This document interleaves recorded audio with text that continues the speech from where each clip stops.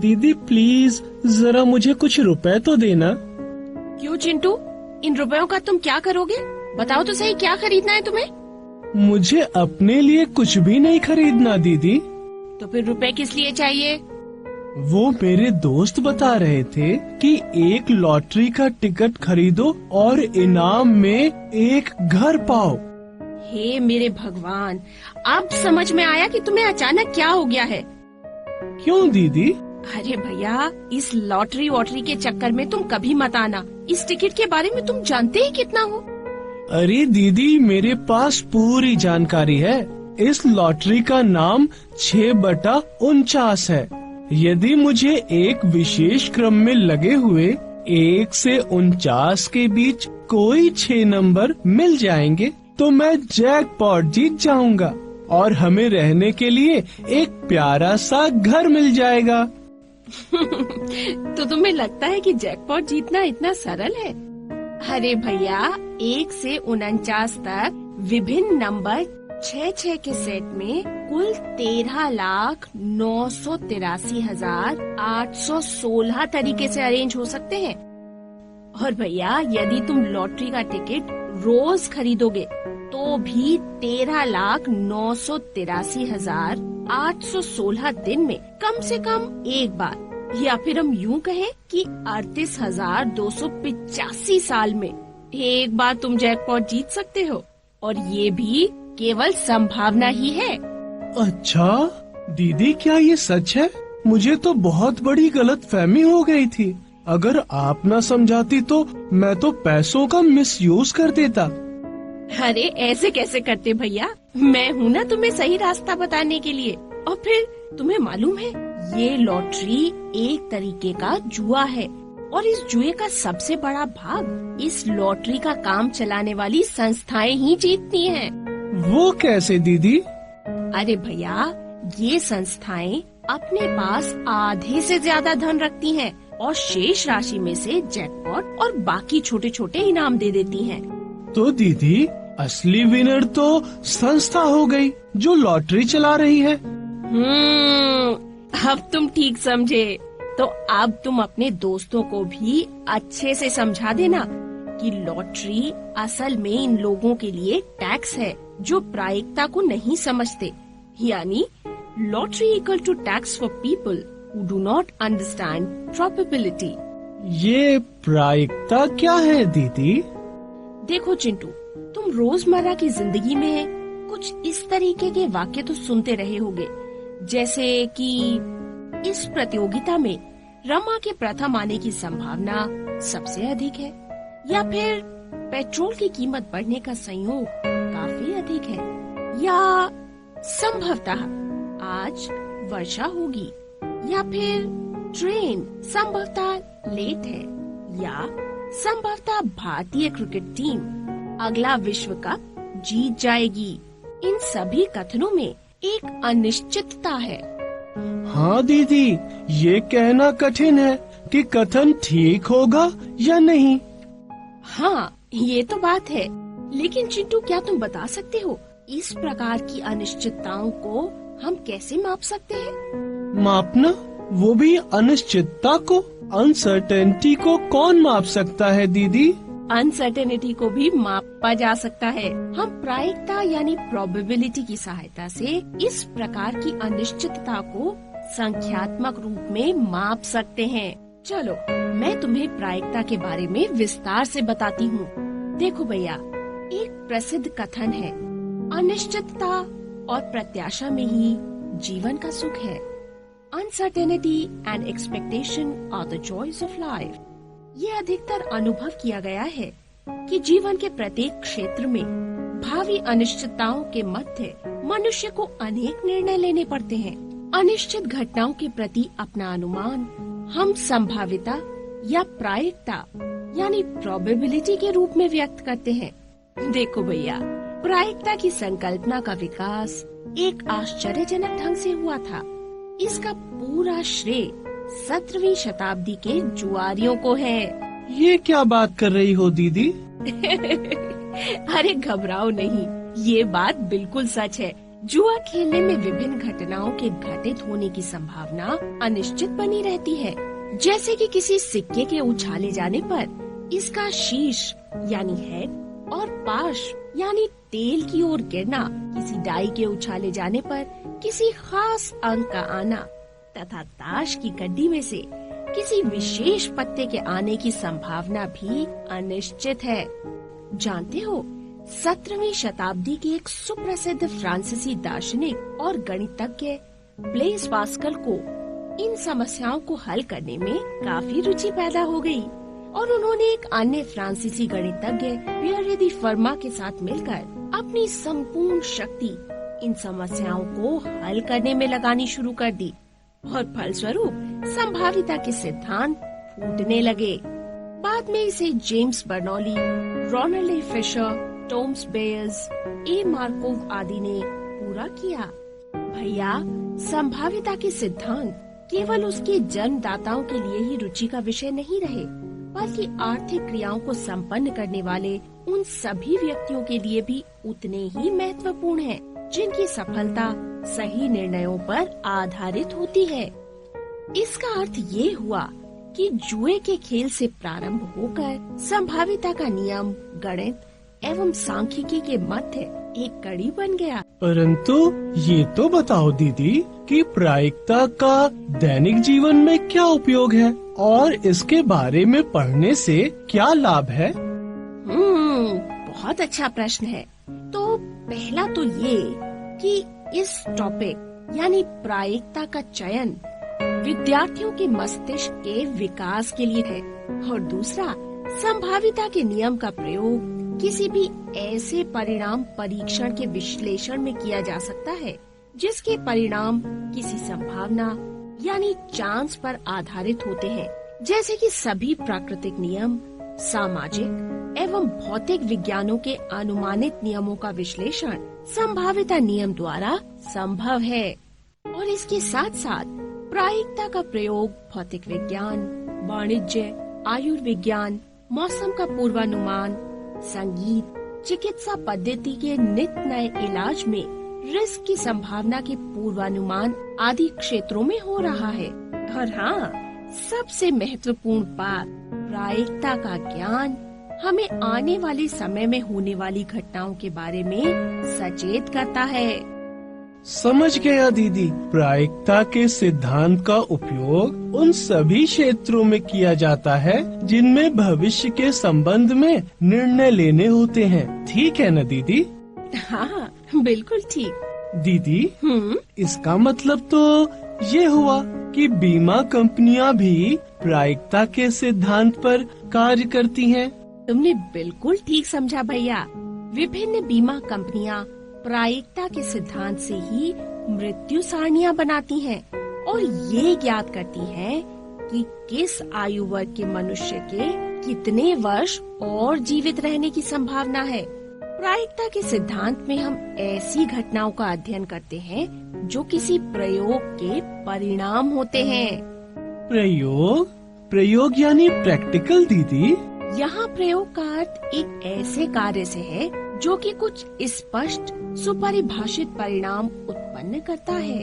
दीदी, इस प्रयोग के बारे में मुझे कुछ और भी बताओ ना। हाँ, बताती हूँ। ये प्रयोग दो प्रकार के होते हैं। पहला, निर्णयात्मक या निश्चयात्मक प्रयोग यानी डिटरमिनिस्टिक एक्सपेरिमेंट, और दूसरा अनिश्चयात्मक या यादृच्छिक प्रयोग यानी नॉन डिटरमिनिस्टिक और रैंडम एक्सपेरिमेंट। पहले मैं तुम्हें निश्चयात्मक प्रयोग यानी डिटरमिनिस्टिक एक्सपेरिमेंट के बारे में बताती हूँ।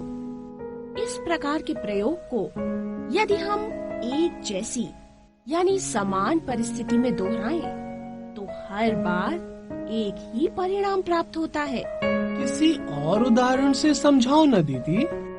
ठीक है। अच्छा, ये बताओ, सुसंतुलित पासे का अर्थ तो तुम समझते हो ना? नहीं दीदी।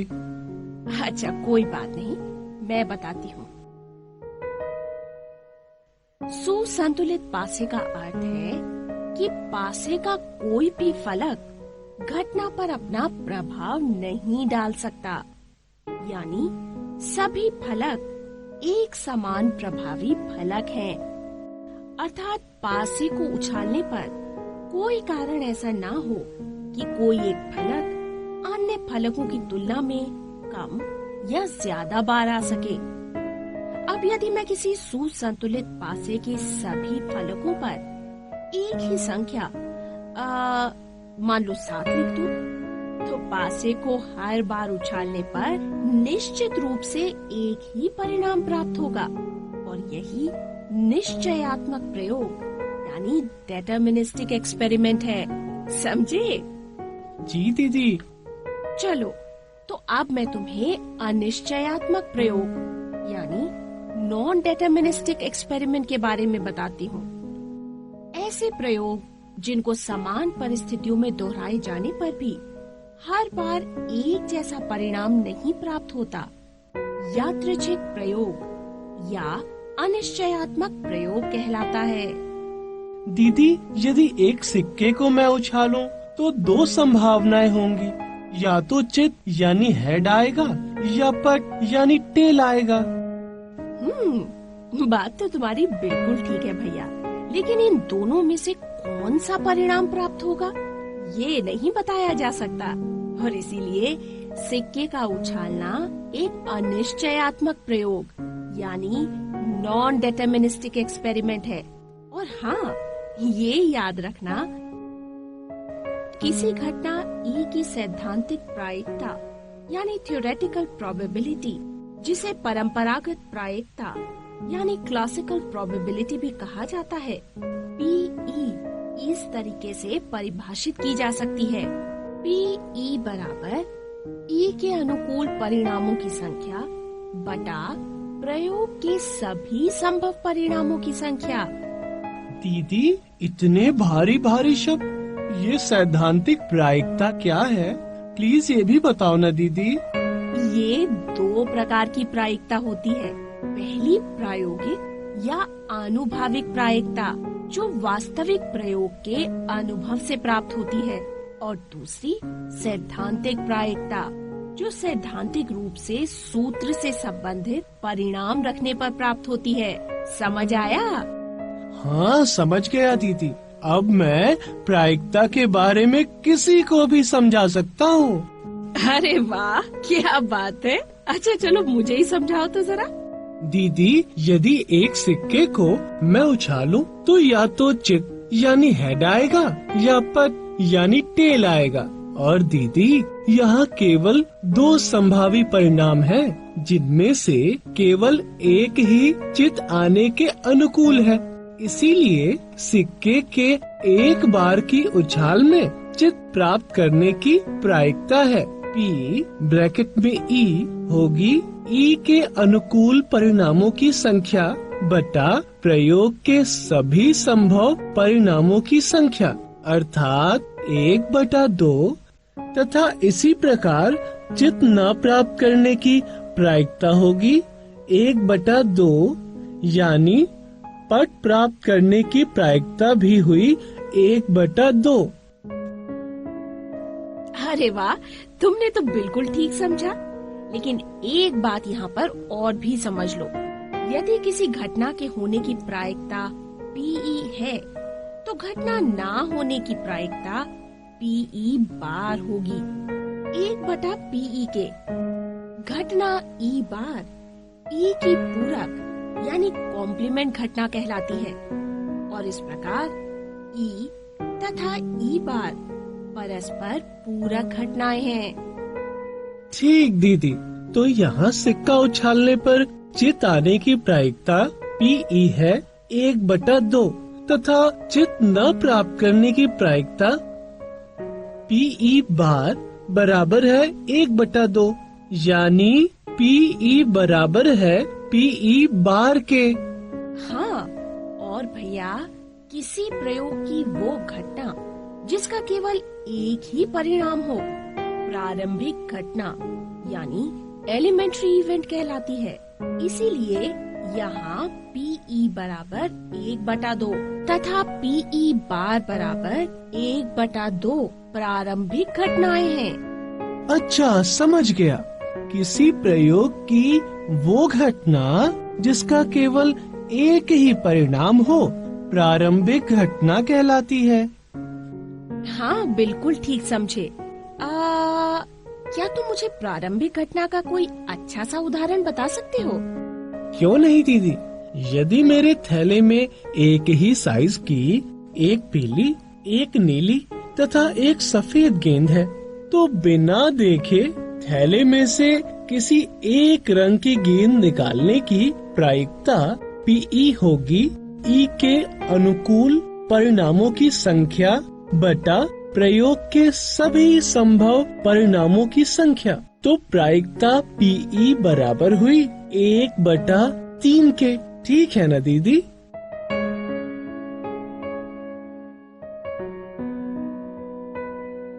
Very good. अरे भाई, तुम तो बहुत इंटेलिजेंट हो गए। बस बस दीदी, अब इतनी भी तारीफ मत करो। अब जरा ध्यान से सुनो। जानते हो, जब हम एक सिक्का उछालते हैं तो ये मानकर चलते हैं कि परिणाम यानी आउटकम्स समसंभावी है। समसंभावी यानी प्रत्येक घटना के होने की संभावना बराबर है। इसी प्रकार पासे को जब उछालते हैं तो ये मानकर चलते हैं कि पासा सुसंतुलित है, और सुसंतुलित का अर्थ है कि पासे को उछालने पर 1, 2, 3, 4, 5 या 6 किसी भी संख्या का ऊपरी फलक पर आने की संभावना एक समान है। अच्छा, अब जरा तुम ये बताओ तो सही कि पासे को उछालने पर 5 की प्राप्ति की क्या संभावना है? दीदी, किसी पासे को एक बार उछालने पर, चूँकि यहाँ 6 समसंभावी परिणाम 1, 2, 3, 4, 5 या 6 हैं, और किसी भी अंक की प्राप्ति का एक ही अवसर है, इसीलिए अंक 5 के ऊपर आने की संभावना 6 में से 1 है। हाँ, बिल्कुल सही। माना 5 की प्राप्ति एक घटना ई है, तो बताओ इसे हम किस प्रकार लिख सकते हैं? दीदी, आपने अभी अभी बताया था कि किसी घटना की प्रायिकता पीई बराबर होती है ई के अनुकूल परिणामों की संख्या बटा कुल संभाव्य परिणामों की संख्या। यहाँ अनुकूल परिणामों की संख्या है 1 और कुल संभाव्य परिणामों की संख्या है 6। तो प्रायिकता पीई बराबर हुई 1/6 के। शाबाश, बहुत अच्छे। अच्छा, अब ये बताओ, किसी पासे के ऊपरी फलक पर संख्या 8 के आने की प्रायिकता क्या है? दीदी, इसका मतलब तुम्हें पता नहीं है। अच्छा चलो, मैं बताती हूँ। देखो, हमें ये तो अच्छे से पता है कि एक पासे को एक बार उछालने पर केवल 6 संभाव्य परिणाम होते हैं। पासे का ऊपरी फलक 1 से 6 तक कोई भी अंक दर्शा सकता है।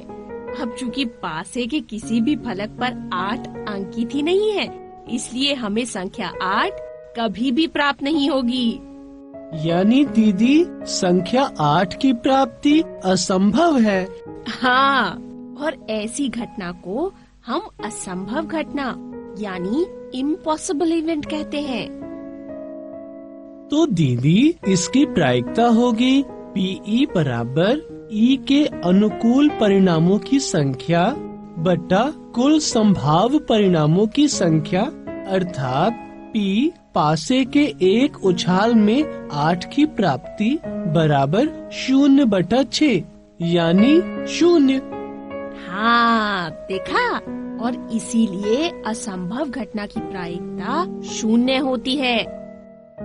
बिल्कुल दीदी, उस घटना जिसका घटित होना असंभव है की प्रायिकता 0 होती है, तथा ऐसी घटना को एक असंभव घटना यानी इम्पॉसिबल इवेंट कहते हैं। हाँ, अच्छा, अब ये बताओ, 8 से कम अंक की प्राप्ति की प्रायिकता क्या होगी? दीदी अभी तो आपने बताया था 0 होगी। प्रश्न को ध्यान से सुनो और समझो। मैंने कहा 8 से कम अंक, यानी 1, 2, 3 से लेकर 8 अंक की प्राप्ति की प्रायिकता क्या होगी? दीदी 8 से कम तो 1 से 6 तक सभी अंक हैं और पासे को उछालने पर प्रत्येक फलक पर अंकित संख्या निश्चित रूप से 8 से कम अंक ही होगी। हाँ, तो बताओ 8 से कम अंक की प्राप्ति की प्रायिकता क्या होगी? दीदी 8 से कम तो पासे को उछालने पर हर बार ही प्राप्त होगा। हाँ, 8 से कम अंक की प्राप्ति एक निश्चित घटना यानी श्योर इवेंट है। जैसे कि हम जानते हैं P बराबर E के अनुकूल परिणामों की संख्या बटे कुल संभाव्य परिणामों की संख्या। तो P 8 से कम अंक की प्राप्ति बराबर 6/6 यानी 1। तो इससे ये निष्कर्ष निकलता है इससे यही निष्कर्ष निकलता है कि एक निश्चित घटना की प्रायिकता 1 होती है। बिल्कुल ठीक। उस घटना जिसका घटित होना निश्चित यानी श्योर है की प्रायिकता 1 होती है और ऐसी घटना को निश्चित या निर्धारित घटना कहते हैं। तो भैया किसी भी घटना E की प्रायिकता यानी PE का मान 0 से लेकर 1 तक के बीच होता है। अच्छा दीदी ठीक है, परंतु दीदी अभी अभी आपने मुझे बताया था कि एक सिक्का उछालने पर चित या पट आने की प्रायिकता 1/2 है, यानी 2 बार उछालने पर 1 बार चित आएगा तथा 1 बार पट आएगा। परंतु अभी अभी मैंने और मेरे फ्रेंड दोनों ने सिक्का उछाला था। मेरे सिक्के में दोनों बार चित आया तथा मेरे दोस्त के सिक्के में भी दोनों बार चित आया। ये ऐसे क्यों हुआ दीदी? देखो भैया, सिक्के को उछालने पर चित या पट पाने की सैद्धांतिक प्रायिकता यानी थ्योरेटिकल प्रोबेबिलिटी 1/2 है। सैद्धांतिक प्रायिकता को हम पारस्परिक या क्लासिकल प्रोबेबिलिटी भी कहते हैं। और एक बात और, सिक्के के प्रत्येक उछाल को एक अभिप्रयोग यानी ट्रायल कहा जाता है। इसी प्रकार 2 सिक्कों को एक साथ उछालने की प्रत्येक उछाल को भी एक अभिप्रयोग ही कहा जाता है। पासा फेंकने पर प्रत्येक फेंक को एक अभिप्रयोग कहा जाता है। तुमने और तुम्हारे दोस्त ने अनुभव करके देखा भी था। यदि तुम इन अभिप्रयोगों की संख्या बढ़ाते जाओगे तो इन अभिप्रयोगों में चित्त आने की संख्या की प्रायिकता में परिवर्तन आएगा और इसी प्रकार पट आने की आनुभाविक प्रायिकता में भी परिवर्तन होगा। ऐसा कैसे दीदी? देखो, यदि मैं एक सिक्के को 10 बार, 100 बार या फिर 1000 बार उछालती हूँ तो चित्त की आनुभाविक प्रायिकता हर बार अलग अलग आएगी। एक बार जब मैंने सिक्के को 1000 बार उछालने का प्रयोग किया तो पाया कि चित्त आया 455 बार और पट आया 545 बार। यानी दीदी इस प्रयोग पर आधारित एक चित्त की आनुभाविक प्रायिकता PE बराबर हुई E के अनुकूल परिणामों की संख्या बटा कुल संभाव्य परिणामों की संख्या, जो कि बराबर है 455/1000 अर्थात 0.455 के। हाँ, और पट की आनुभाविक प्रायिकता हुई 0.545। और भैया वास्तविक प्रयोग करने पर ये परिणाम प्राप्त हुए थे और इसी कारण ये आनुभाविक या प्रायोगिक प्रायिकताएं कहलाती हैं। तो इसका अर्थ तो ये हुआ दीदी कि प्रायोगिक प्रायिकताएं वास्तव में प्रयोगों के परिणामों तथा घटनाएं घटित होने की पर्याप्त रिकॉर्डिंग पर निर्भर करती हैं। बिल्कुल। तो दीदी ये प्रायिकताएं तो केवल एस्टिमेट्स यानी आकलन की है, क्योंकि यदि मैं 2000 बार सिक्के को उछालता हूँ तो मुझे और अलग आंकड़े प्राप्त हो सकते हैं। तुम्हारी बात 16 आने सही है। जानते हो, 18वीं शताब्दी के फ्रांसीसी जीव वैज्ञानिक कोम्टे डी बुफोन ने एक सिक्के को 4040 बार उछाला और 2048 चित्त प्राप्त किए। यानी दीदी, चित्त आने की प्रायिकता हुई 2048 बटा 4040, अर्थात 0.507। हाँ, और इसी प्रकार ब्रिटेन के जेई कैरिच ने एक सिक्के की 10,000 उछालों में 5067 चित्त प्राप्त किए। यानी दीदी, इस स्थिति में चित्त आने की प्रायोगिक प्रायिकता होगी 5067 बटा 10,000, यानी 0.5067। बिल्कुल ठीक। और इसी प्रकार सांख्यिकी विद्वान कार्ल पियर्सन ने इसमें और अधिक समय बिताया और एक सिक्के को 24,000 बार उछाला। उसे 12,012 चित्त प्राप्त हुए। यानी इस बार चित्त आने की प्रायिकता हुई 12,012 बटा 24,000, यानी 0.5005। तो भैया, जैसे जैसे सिक्के उछालने की संख्या बढ़ती जाती है, वैसे वैसे चित्त या फिर पट आने की प्रायोगिक प्रायिकता 0.5 यानी 1/2 के आसपास ही प्रतीत होती है। और तुम तो जानते ही हो कि 1/2 चित्त या पट पाने की सैद्धांतिक यानी थ्योरेटिकल प्रोबेबिलिटी या पारंपरिक यानी क्लासिकल प्रोबेबिलिटी है। अच्छा दीदी, अब मैं अच्छे से समझ गया कि जैसे जैसे प्रयोगों की संख्या बढ़ाते जाएंगे, अनुभाविक प्रायिकताएं तथा सैद्धांतिक प्रायिकताएं लगभग बराबर हो जाएंगी। परंतु क्या हमें सभी प्रयोगों की प्रायिकताएं अनुभव से देखनी चाहिए तथा फिर उसे सैद्धांतिक प्रायिकता के साथ मैच करके देखना चाहिए? नहीं भैया, ऐसा बिल्कुल जरूरी नहीं है। वो इसलिए कि किसी भी प्रयोग को दोहराने की एक गंभीर समस्या है, क्योंकि अनेक स्थितियों में ये अधिक खर्चे वाला हो सकता है और कई बार तो ऐसे प्रयोग दोहराना संभव ही नहीं है। वो कैसे दीदी? यदि सिक्का फेंकने या पासा फेंकने के प्रयोगों की बात की जाए तो उसमें तो कोई परेशानी नहीं आती, लेकिन यदि हमें एक उपग्रह यानी सैटेलाइट को छोड़ते समय उसकी असफलता की आनुभाविक प्रायिकता ज्ञात करनी हो, तो क्या हम बार बार उपग्रह छोड़कर देखेंगे? नहीं, क्योंकि ये एक बहुत ही खर्चीला काम है। और इसी तरह भूकंप के कारण कोई बहुमंजिली बिल्डिंग नष्ट होगी या नहीं, इसकी आनुभाविक प्रायिकता ज्ञात करनी हो तो भूकंप की घटना को बार बार घटित होते हुए देखना संभव नहीं है।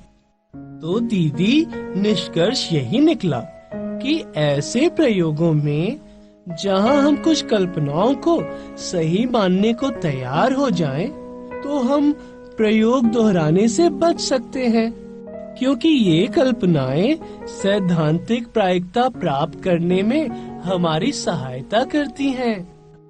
1795 में पियरे साइमन लाप्लास के अनुसार किसी घटना ई के सैद्धांतिक प्रायिकता यानी थ्योरेटिकल प्रोबेबिलिटी परंपरागत प्रायिकता यानी क्लासिकल प्रोबेबिलिटी पीई इस तरीके से परिभाषित की जा सकती है। पीई बराबर ई के अनुकूल परिणामों की संख्या बटा प्रयोग के सभी संभव परिणामों की संख्या। अच्छा दीदी, एक प्रश्न पूछो, नाराज तो नहीं होगी ना? अरे नहीं, पूछो पूछो। अगर मैं सिक्का उछालता हूँ तो ऐसा भी तो हो सकता है कि सिक्का तिरछा खड़ा हो जाए। यानी दीदी, न चित्त हो न पट। अरे भैया, इस तरह की संभावना को नगण्य मानते हैं कि सिक्का उसके किनारे के सहारे खड़ा हो जाए। और एक बात और, प्रायिकता में जब हम सिक्के की बात करते हैं तो हम कल्पना करते हैं कि वो न्याय संगत यानी फेयर है, अर्थात वो सममित या सिमेट्रिकल है। सिक्के के इस गुण को उसका अपक्षपातपूर्ण यानी अनबायस्ड होना कहते हैं। और ये यादृच्छिकता उछाल क्या है दीदी? ओहो, तुम तो बहुत बुद्धू हो, फिर से भूल गए। इसका अर्थ है रैंडम टॉस। इसमें सिक्के को बिना किसी पक्षपात या रुकावट के स्वतंत्रता पूर्वक गिरने दिया जाता है। और ये बात भी ध्यान से समझ लो, पासे से तात्पर्य भी एक न्याय संगत पासे से है। न्याय संगत पासा वो क्या होता है दीदी? इसका अर्थ है कि 1, 2, 3, 4, 5, 6 प्रत्येक संख्या के ऊपर आने की समान संभावना है। ठीक है दीदी। अब हम कुछ महत्वपूर्ण तथ्य दोहराते हैं। परीक्षण एवं घटनाएं, ट्रायल्स एंड इवेंट्स।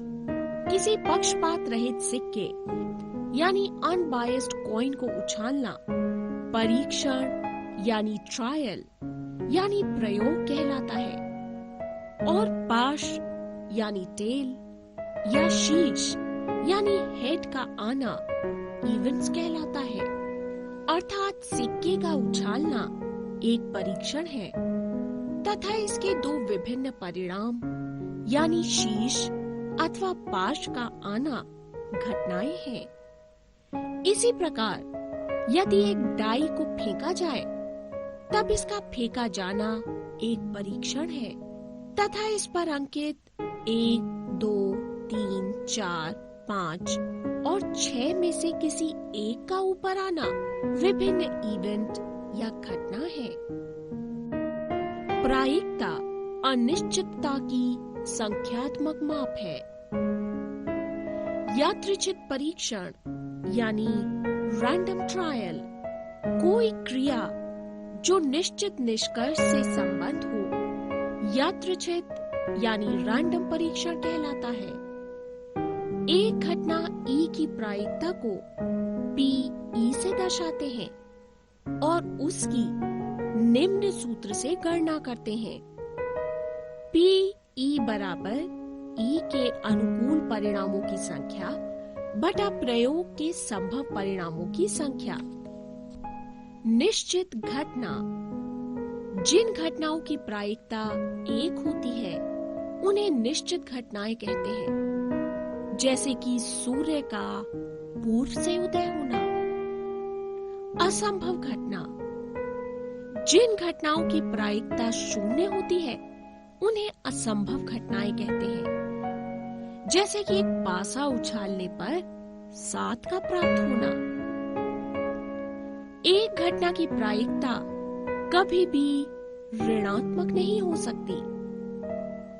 किसी घटना की प्रायिकता सदैव 0 से बड़ी या उसके बराबर होती है अथवा 1 से छोटी या उसके बराबर होती है, यानी सदैव 0 और 1 के बीच ही होती है। घटना ना होने की प्रायिकता पीई बार बराबर होती है 1 घटा घटना होने की प्रायिकता पीई के। घटना की प्रायिकता तथा घटना ई नहीं की प्रायिकता का योगफल सदैव 1 के बराबर होता है।